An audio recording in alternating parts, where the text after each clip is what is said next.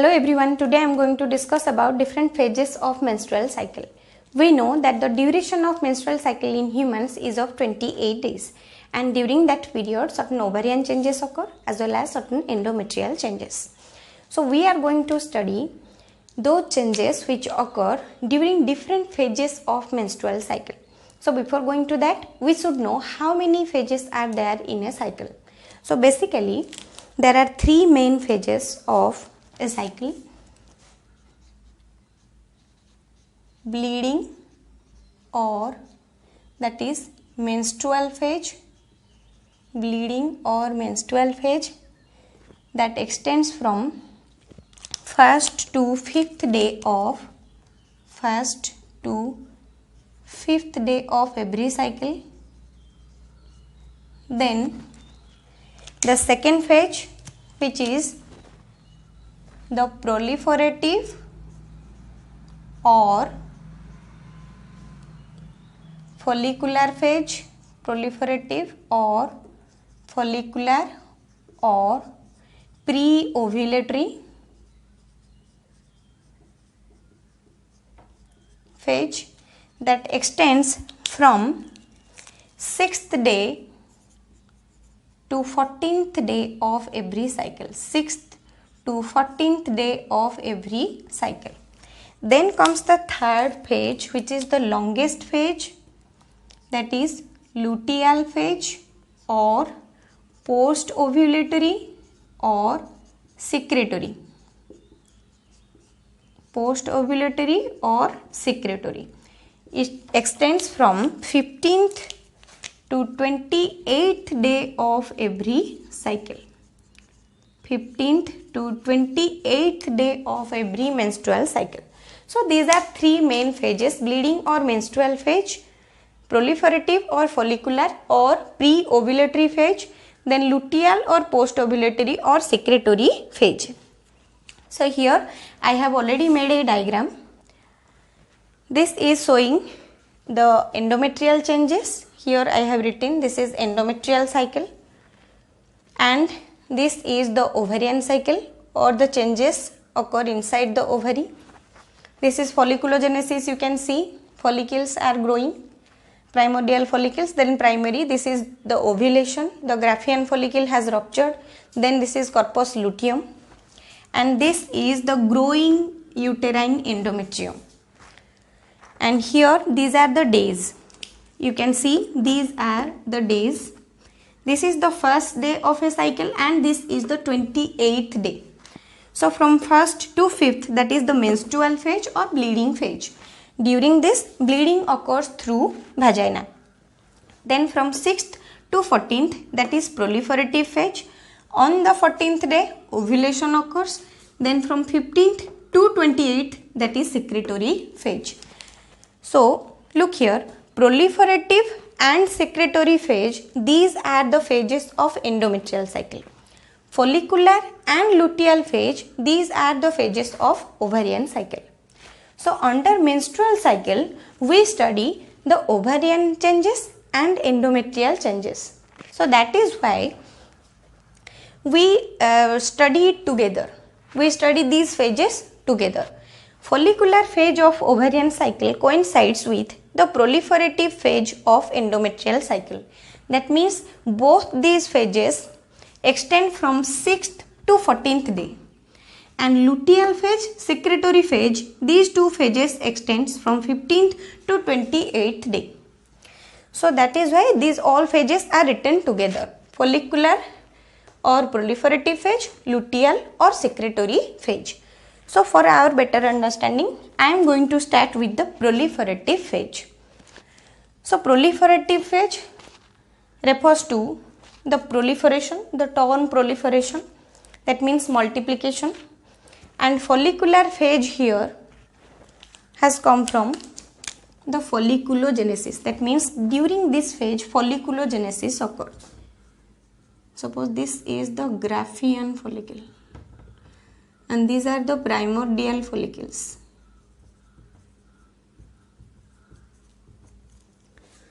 So what happens during the follicular phase or proliferative phase? Inside the ovaries, 6 to 12 primordial follicles come and they move towards maturity under the influence of FSH.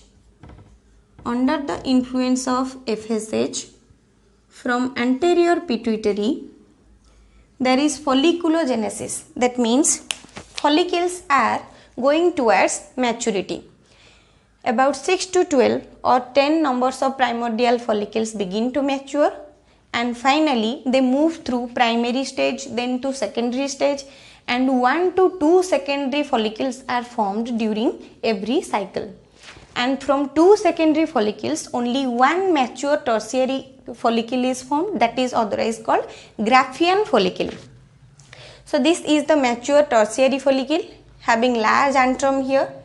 So this is the follicular phase, at the end of which inside the ovary only 1 mature tertiary or Graafian follicle is formed, and final maturation of that Graafian follicle is influenced by FSH along with another hormone, that is LH, from the anterior pituitary gland. So FSH helps in the development of follicles until Graafian follicle level. Then final maturation of the Graafian follicle on the day of ovulation, that means on the day of 14th, is also influenced by FSH along with luteinizing hormone LH, which is also secreted from the anterior lobe of pituitary gland or adenohypophysis. So on the arrival of luteinizing hormone, the Graafian follicle ruptures and ovulates. That means it releases the secondary oocyte into the peritoneum. So there is ovulation on the day of 14th under the influence of luteinizing hormone. You will find highest level or maximum level of LH, maximum amount of LH in the blood plasma on the day of 14th. So this is the ovulation day. So what happens during follicular phase? Inside the ovary there is folliculogenesis, and at the end 1 Graafian follicle is formed, and there is final maturation of the Graafian follicle, and ovulation occurs on the day of 14th under the influence of LH. So next what happens inside the endometrium during this phase, proliferative phase? So under the influence of FSH, estrogen is secreted by the follicular cells. So thecal and granulosa cells secrete estrogen in the form of estradiol. Estrogen has 2 actions. It causes the follicles to mature, as well as it has effect over the uterine endometrium. You see here, at the end of menstrual phase, only the stratum basalis layer left. Let me remind you, this is the uterine endometrium. I have already told you in the uterus anatomy that uterine endometrium consists of 2 layers. A base layer, which is the innermost permanent layer, that is the stratum basalis. This is the stratum basalis layer, which is permanent, and it is closer to the basement membrane, and above it another layer is formed during the course of a cycle. During the course of proliferative phase and secretory phase, another layer is formed above the stratum basalis layer, which is called stratum functionalis, and this layer is temporary. This layer is temporary. The stratum functionalis layer is temporary. So now at the end of menstrual phase, only stratum basalis layer is left in the endometrium. So there is complete degeneration of the stratum functionalis layer during bleeding phase or menstrual phase, and here only stratum basalis layer is left. Under the influence of estrogen, the cells of stratum basalis layer rapidly multiply and or proliferate, and stratum functionalis layer is formed gradually. So here you can see there is gradual growth in the thickness of the stratum functionalis layer. So this is done under the influence of estrogen hormone. So the function of estrogen is endometrial hyperplasia. So you can see here another thing happens. To supply nourishment to the endometrial cells, also there is blood vessel formation. That is called angiogenesis. Angio means blood vessels, genesis means synthesis or production. So you can see as the stratum functionalis layer is growing, the blood vessels are also supplied to that layer to provide nourishment in the form of spiral arterioles and venules. So these are the spiral arterioles and venules you can see. And there is formation of the endometrial glands. So these are the endometrial glands. So the gland formation begins in the proliferative phase, but they remain non-functional. They become active during this phase, during secretory phase. So here let us summarize. During follicular phase inside the ovary, what happens? Primordial follicles mature and one Graafian follicle is formed by the day of 14th. Under the influence of FSH and LH, final maturation of the Graafian follicle occurs, and on the day of 14th, under the influence of luteinizing hormone, ovulation occurs. So after 14th day, this is the post-ovulatory phase. Post means after. As this is after ovulation, that is why this phase is post-ovulatory phase, and this phase is pre-ovulatory phase. Another name of follicular phase is pre-ovulatory phase. So after ovulation, what happens inside the ovary? We know that soon after releasing the secondary oocyte, corpus haemorrhagicum is formed, which is a red color mass, and corpus haemorrhagicum turns to corpus luteum. So this is corpus luteum, which is a temporary endocrine gland. It secretes progesterone hormone. Progesterone. So under the influence of LH only, and very minimum amount of FSH is also synthesized during this phase. So progesterone along with estrogen, progesterone is secreted.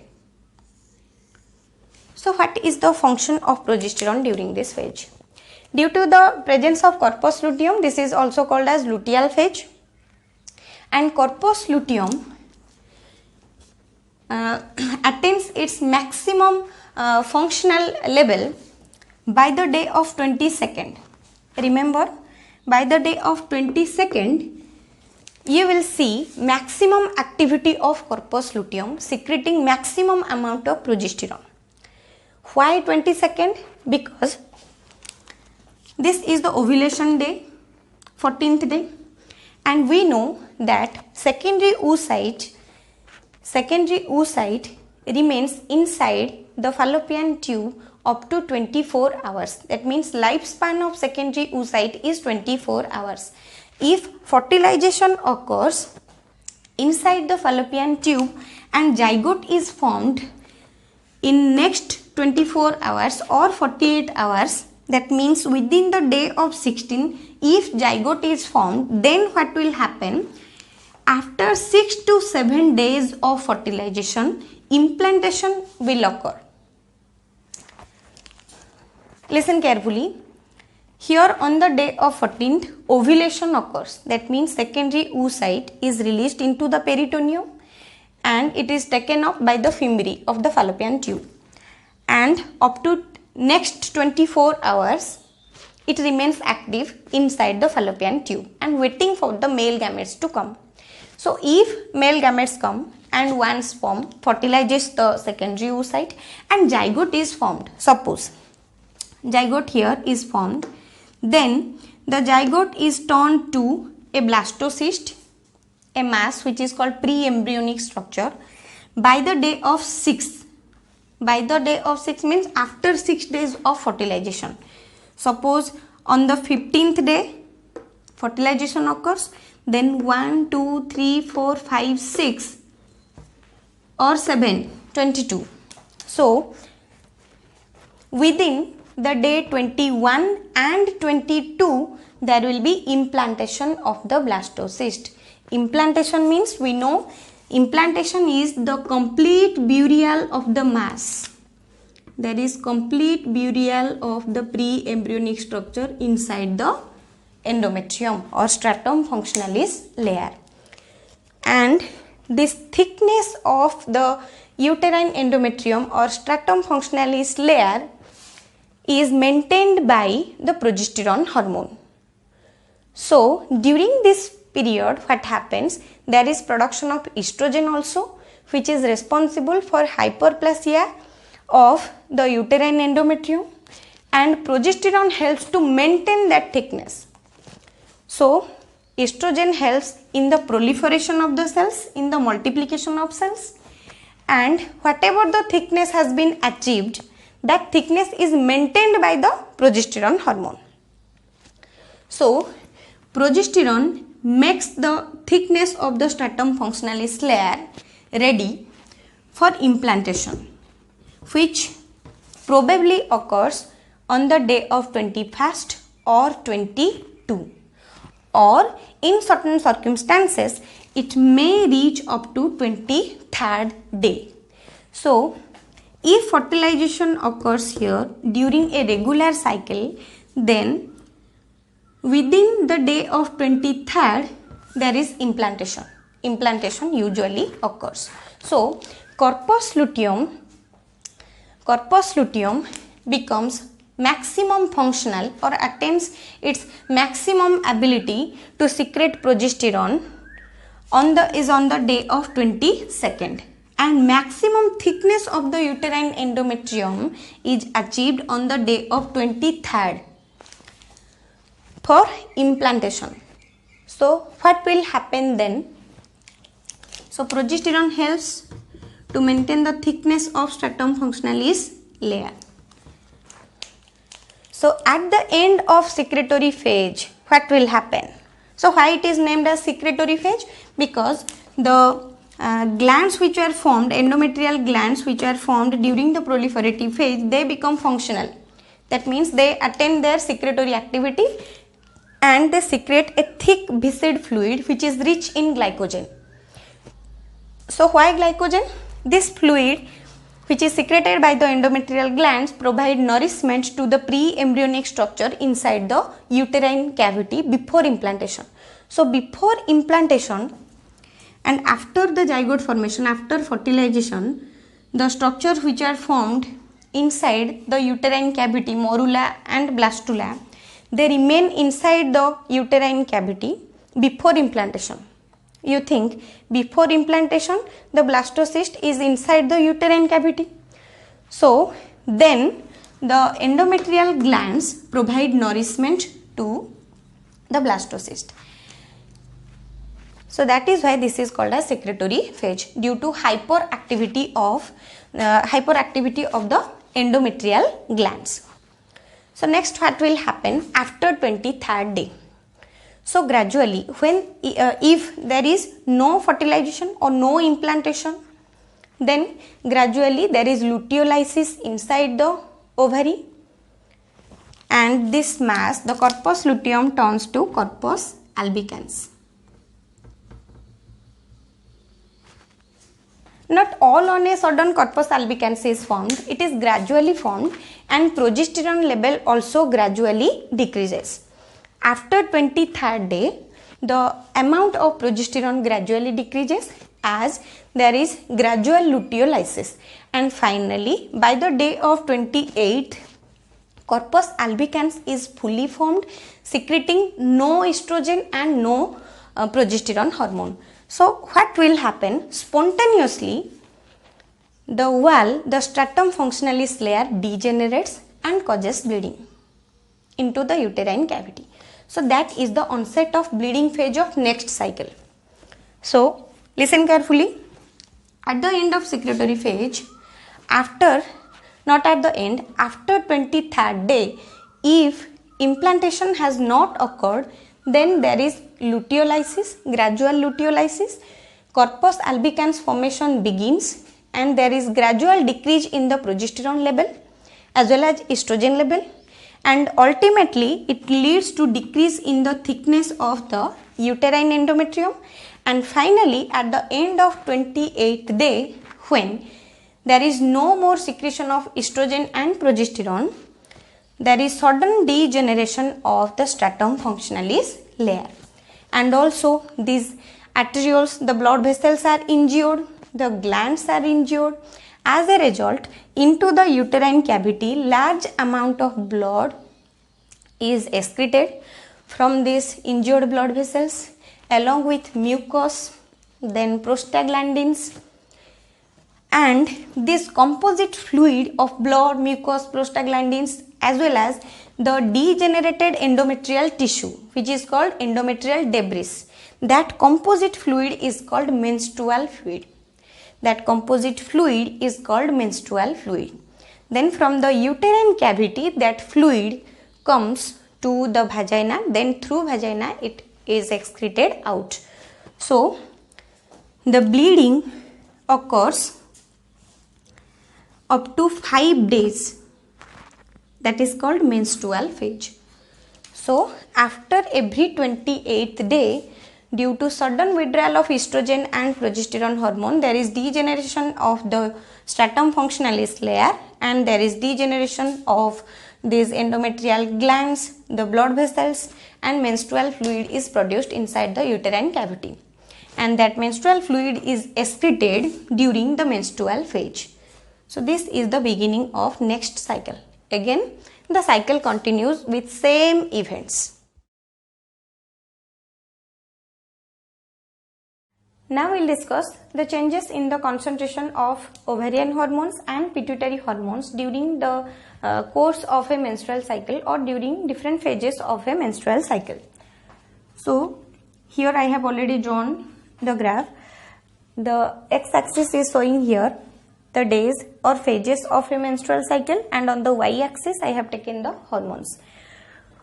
So the initial 5 days constitute the bleeding phase, then follicular phase up to ovulation, then after ovulation until 28th day, that is the secretory or luteal phase. We will begin with follicle stimulating hormone.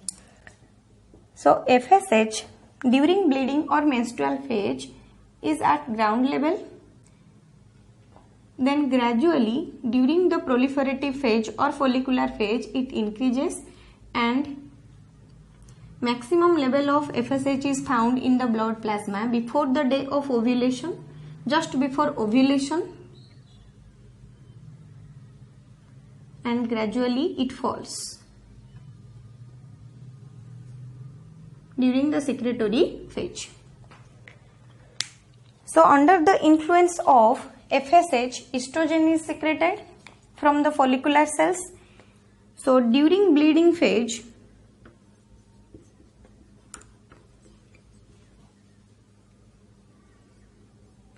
there is no more secretion of estrogen by the luteal cells.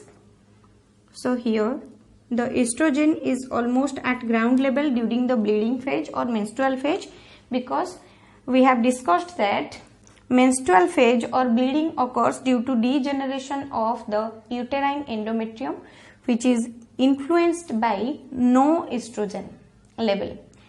So estrogen here is at ground level during bleeding phase, then gradually estrogen level rises during the follicular phase, and on the day of ovulation, during the ovulatory phase, it falls and again gradually rises and then gradually falls.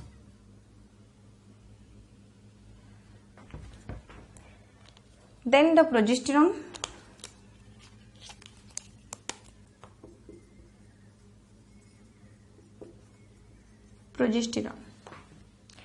We know that the progesterone is secreted from the corpus luteum, and corpus luteum is formed during the secretory phase or luteal phase only. So here there is no progesterone, and after ovulation the corpus luteum is formed, and by the day of 22nd progesterone is maximum, and after that it falls. Then luteinizing hormone. It is one of the important hormones secreted from anterior lobe of pituitary. So LH is secreted just before ovulation, and on the day of ovulation we will find sudden increase in the LH level, which makes a spike, that is called LH surge. That means maximum level of LH or maximum amount of luteinizing hormone in the blood plasma you will get on the day of 14th, because LH causes Graafian follicle to rupture and ovulate or release the secondary oocyte. Then gradually it falls. So this is the graph showing the changes in the concentration of different hormones during the course of a menstrual cycle.